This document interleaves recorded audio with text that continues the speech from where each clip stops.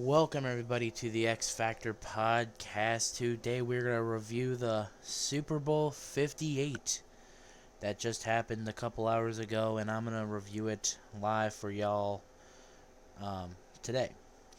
You probably ain't going to see it now. I'm currently 2 o'clock in the morning recording it, so you probably won't going to see it until about maybe noon. Um, and let me just get this out of the way now. One of my favorite Super Bowls. This game was just absolutely amazing. Um, Coming into it, I was very anxious on who's gonna. I thought Chiefs were gonna come out and they were gonna win, but you had the other side of me that's saying, 49ers. They've been. Let's be honest. They've been getting lucky in the playoffs, and they could cut a couple ways into getting in this into be a very very good game. And well, they came out and they were dominant. First quarter, they were dominant. It was scoreless, but they came out first drive. They could have scored. McCaffrey fumbled.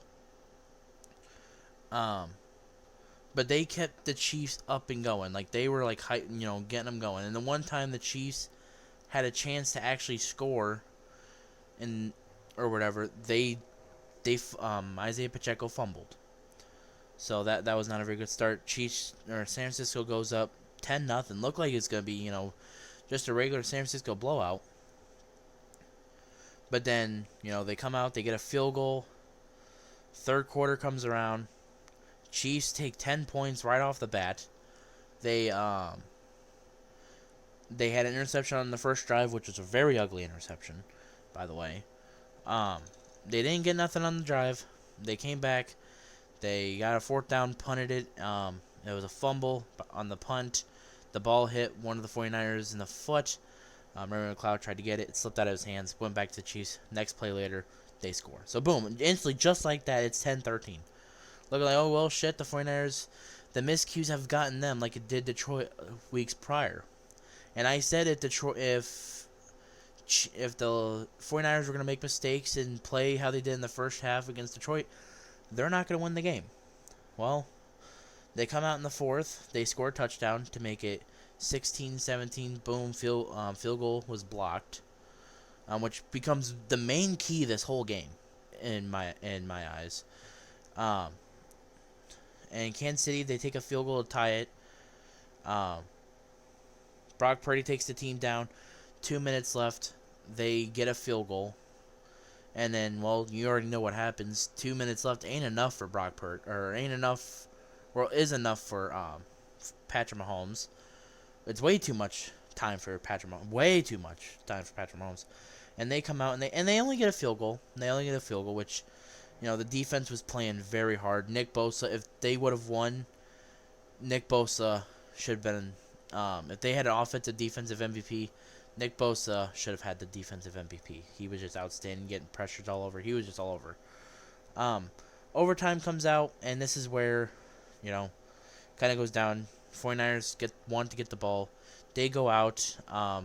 It could have been disastrous the first couple plays. They had like a 3-and-out. Luckily, a penalty came in. They are able to get back down. A questionable catch for Juszczyk for a first, which it was a first down. And then third down comes, boom, and Chris Jones takes a huge pressure. He pressures Purdy hard. Purdy throws it away. They get a field goal. Well, they're leaving Mahomes about 7 minutes to go in overtime, and they come out. They get their way down the field. There was a 4th-and-1.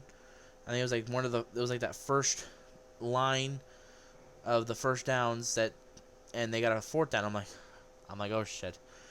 And I always remember this one thing that I hear. I was watching a documentary, and pretty much, if you can't gain a yard, you don't deserve to be champions. Lambeau, R.I.P. Can't remember the fucking coach's name. Lombardi. That's still just disrespect. That was my bad there. Lombardi said, if you can't gain gain a yard, you don't deserve to be champions. And while the Chiefs came out, boom, they got that yard. Mahomes he ran it, which he did that earlier in the game. Was able to get big yardage, which we don't see him do fake options like that, like he's Lamar Jackson. Like you don't see that in Mahomes a lot, and he did that twice in some main parts of the game, and he was able to get down to the field. They got Rashid Rice on a third down for big gain, and then you got Travis Kelce. He came into about the 5, and then you know they threw it to Miko Hodman, who got traded to them earlier in the year, didn't really do much, and he wins them the Super Bowl. And the funny thing is, he said when he caught it, he blacked out. He didn't know they won the Super Bowl until Patrick said something to him, which I think is very funny. You just black out thinking you're just gonna go wait on defense. Nope, you won the Super Bowl, my guy. And to talk on the Chiefs side, first half it was just very, very ugly. Like McKelsey had one catch for 1 yard. The offense just couldn't do nothing. Mahomes was running for his life. Nick Bosa was just chasing him down. Chase Young was chasing him down. And it was just a very crazy first half, and they come out and they just destroyed. They destroyed in the second half. Kelce came out with 9 catches, 93 yards. Patrick Mahomes left with 9 carries, 66 yards, 333 passing yards, 2 touchdowns, 1 interception. Isaiah Pacheco didn't really do much, but that 49ers defense, they've been stopping a lot of running backs all year, so you got to give them credit on that. Defense didn't get no interceptions, or they had a sack from Karlaftis and Reed, which was just a half sack for both of them. And they had the fumble from McCaffrey in the first drive. The score, it looks like it was a very, very close game. Stat wise, Chiefs, they led them in every category. And I feel like this year has been the most impressive for the Chiefs because the 49ers played them when they're at their best. They lost. They choked a 10-point lead. They faced them this year when they're at their worst. Worst season in Patrick Mahomes' career, in my opinion. But the defense was still there. If the defense was not there, they would have lost this game. And, 49ers still lost. And, gotta give credit to that 49ers defense. They did everything they could. But when you have Patrick Mahomes in the Super Bowl, who's been there multiple times before, it's just, to him, it's just another game sometimes, it feels like, for him. And when he needs to get the wins in the playoffs, he will do anything it takes to win. And we've seen it this year. All year, after the Raiders game, everyone thought, writing them off. I wrote them off. Playoffs hit, and they just came out and they underestimated a lot of people. And after what I learned from this last playoff series from them, is I'm never going to bet against Patrick Mahomes. And there's only a few quarterbacks in the playoffs I never bet against. Well, actually, there was only one that I never bet against, and that name was Tom Brady. Patrick Mahomes is going to be the next quarterback that I will never bet against because I know I'm going to lose. And this was just another case of, I betted for him, with him. I thought they were going to win, and I get my win, or I get the wish, the bet, whatever, win the game. Because I bet against them all playoffs. I said Bills were going to beat them. They lost. Bills lost. I thought Ravens were going to win. Ravens lost. It was absolutely crazy. I thought Chiefs were going to get out of those 2 games, and they were able to win them. They come in, and they take down the 49ers. Now, as for the 49ers side, everything that I said that was going to happen or could happen, happened. Brock Purdy, he played all right. I feel like he had a very good, all right game. Nothing that what he did in this game, it just felt like any other quarterback could have done that. When you seen him play, example like with the Lions game, when there was a lot of miscues there, but there was a couple plays where you could sit there and say, so maybe some quarterbacks can't do that. Then you go into the Green Bay game. Maybe there's some quarterbacks that can't do that. You just look into this game, what he did, a lot of quarterbacks could have done the same and be fine with it. So, as of for, what everyone says, or people say is the Brock Purdy hate, or whatever. Not really hate, it's just, he's just a game manager. And like I said, always go, he's the ultimate game manager. Now, we've seen him at the high, we've seen him very high. Now, we'll know what they're really at coming into next year. Because we know how the 49ers were the last time they lost the Super Bowl. We all knew what happened. They were disastrous the next year. We get to see what happens. Are the 49ers ready for it? Are they coming more hungry than they were the last two times? Are they going to come in and they're going to rip ass and take everyone's name?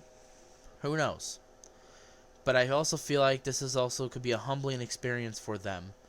And also the fan base. Because I'm going to say right now, the fan bases and them, they're cocky. Very cocky. Talk like they've been winning championships for the last 5 years. Talking like they've been, winning last 5 years. Which they have been winning, but they haven't been winning championships. And they've just been very cocky. And yes, you can go and, yes, I'm a Cowboys fan. So you look and say, well, Cowboys say this, this, and this. Yeah, but also a lot of them can be delusional. Let's be real here. Fans are delusional. There's a lot of them. But with the 49ers, it's not just, being confident in their team because they win a lot. This is just being plain cockiness, especially from a lot of the players. And now they've lost again. It's either one, we're going to see them cry like they did after the Eagles game, or they're going to shut their mouth and they're going to go out and play ball next year. Because we don't see this from the Chiefs. We don't see the Chiefs be cocky. They go out, they play football, they win, and they win championships, and they go back to work. 49ers, they're on the bright lights of California. They're in the bright, sunny days, and then you got hard-working people in Kansas City that know it's work. They don't get to have those sunny beaches or all that. So the only thing they got is football. Because they're in fucking Missouri. What do you do in Missouri? You watch football. So I feel like this could be a humbling experience to the players that are being cocky, like Deebo Samuel, and a lot of the cocky fans out there. Also, another thing too, and I also said this could happen. One of the reasons why they could lose is Kyle Shanahan. I said one of them. I said is that they, defense gets Purdy and them good, which they did a lot. And another one was Kyle Shanahan. Kyle Shanahan in the first half of a Super Bowl is amazing. He top coach when it comes to first half in the Super Bowl. Hell, if there was only 2 quarters in a freaking Super Bowl, he'd have 3 Super Bowls by now. But we always got to look about what's in the second half. First half, he was doing great. He was handing the ball off to McCaffrey. He had 22 carries. They were dominating. And then the second half, they just keep passing. To me, like they're trying to prove a point about Brock Purdy, that he can change a game like that. And obviously it didn't because they ended up losing. McCaffrey should have at least ended with 30-some carries. 30, at least 40 carries, which it seems outrageous. But if you would have watched the game, they were not stopping him. McCaffrey was a madman out there running the ball. Nobody could stop him. He was amazing out there. He was doing everything on that field. Purdy was just the man throwing it to him. When you go into the next couple of years and when you look back at the Super Bowl, how many of them are going to sit there and say, well, damn, Brock Purdy played good? For me, no, it's going to be, holy shit, McCaffrey carried this team on offense. They carried him. And Ayuk, 3 catches. Jawan Jennings, he came out of nowhere. He was good, 2 years ago? He comes out, he's getting catches. Chris Conley, when was the last time we heard of him? Juszczyk getting something. Deebo Samuel and George Kittle. 2 of the guys that we've seen over the last couple of years be their number 1 guy. 3 catches, 33 yards. George Kittle, a man who said he'd be back, and he'd be back with vengeance. I want to know this vengeance stat line. 2 for 4 yards. That's a vengeance stat line right there.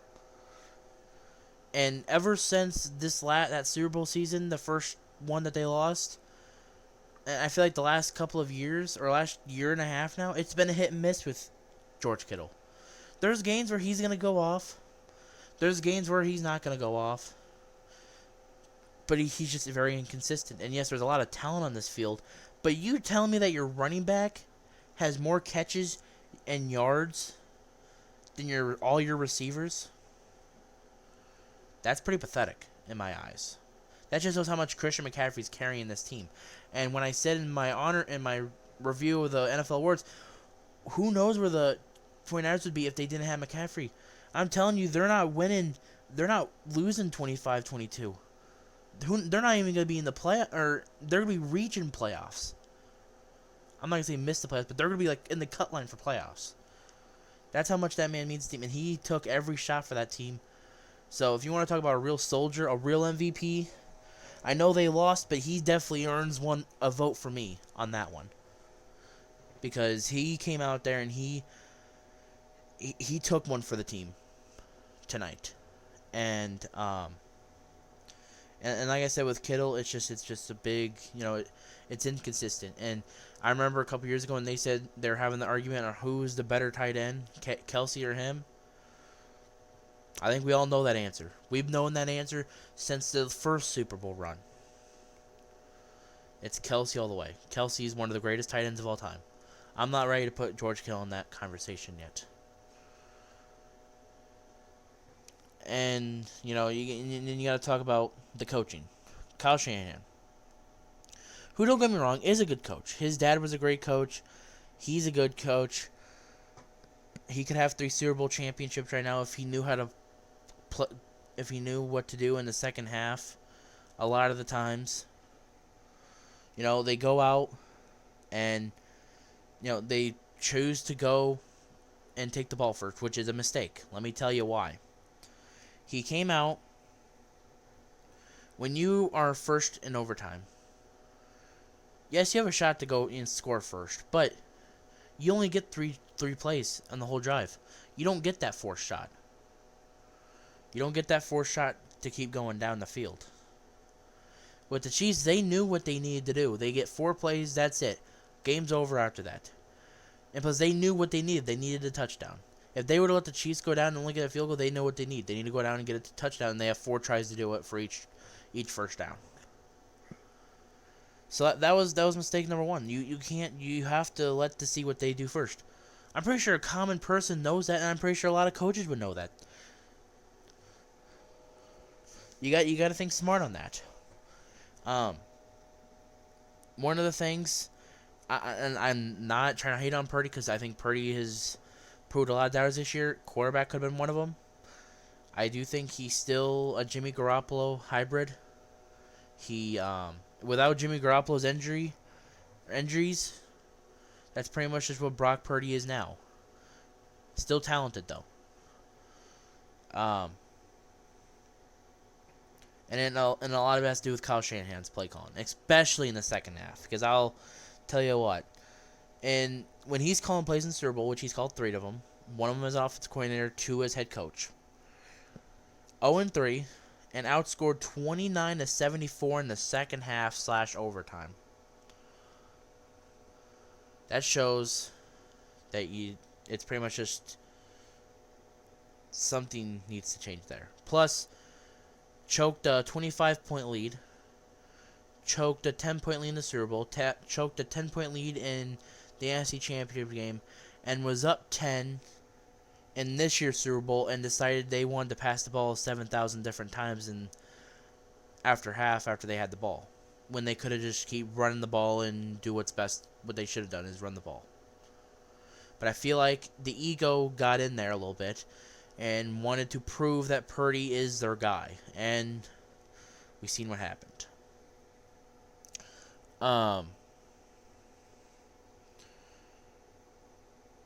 So everything that I said about the 49ers are true. The last couple of weeks, last fucking forever, I've been saying about them. They're still a good team, but there's still a lot of improvements that they're playing on. They're playing in a weak NFC division where they have the Eagles, who fucking just went through a fucking downfall of hell. They've dealt with a Detroit team that was growing and hungry, and they were down, and the only reason they won is because all the miscues they had in the second half.